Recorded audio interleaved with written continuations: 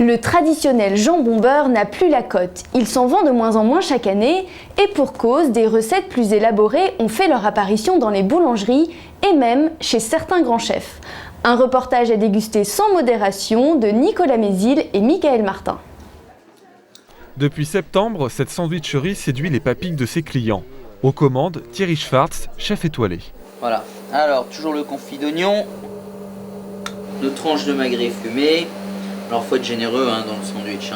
Pour lui, le casse-croûte n'est pas synonyme de malbouffe. Un sandwich peut être bon du moment qu'on a un bon pain qui fait correctement ou une bonne bretzel avec du beurre et des bons produits qui viennent de la région. Truffes, tomes, filets mignons, des ingrédients qui ont un coût. Il faut compter au minimum 6 € pour un sandwich complet. Je suis boulanger et je sais ce que c'est et je trouve que ça vaut le prix. C'est des produits frais de saison, donc ça c'est pas non plus très cher, donc pas plus qu'un McDonald's. Ce marché ne s'est jamais aussi bien porté. En 2013, 2 milliards de sandwichs ont été vendus en France pour un chiffre d'affaires de plus de 7 milliards d'euros.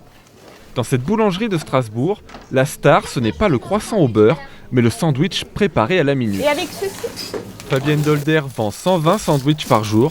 Sa recette phare, l'alsacien, essentiellement préparé avec des produits de la région. Il faut prendre de l'oignon rouge, du comté râpé, 2 cervelas, je mets un lit de salade verte et je mets de la petite tomate cerise rouge. Une création qu'elle va présenter à un concours. Les lords du sandwich, c'est le trophée ce matin ici au pavillon K. Devant un jury présidé par Thierry Schwartz, 8 candidats, pour la plupart boulangers, composent leur meilleur sandwich, bien loin du jambon beurre classique. La palme ira au plus imaginatif. Il faut laisser évoluer les choses, il faut laisser le pouvoir aussi aux créateurs, bien entendu. Pain à la pistache, cabillaud, guacamole, des ingrédients plutôt insolites. C'est un sandwich au carpaccio de bœuf qui a le plus séduit.